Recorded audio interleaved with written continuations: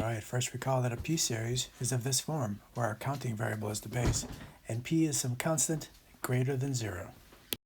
Therefore, all that is necessary to use Theorem 11.11 to determine the convergence or divergence of this p-series is to identify p and then compare it to these values.